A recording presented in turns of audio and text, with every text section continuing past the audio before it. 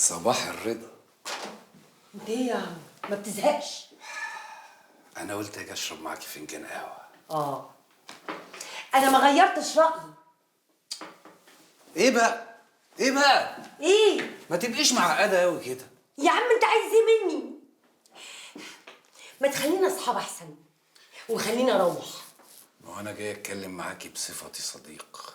لبابا. بابا ايه بس يا كندا؟ بابا عنده 70 سنه يا ماما. ماشي، اتفضل. عامله ايه في الشغل؟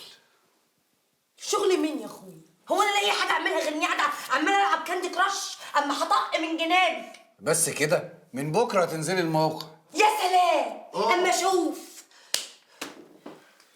مش هتطلبي لي القهوه بقى؟ مصر انت؟ قوي.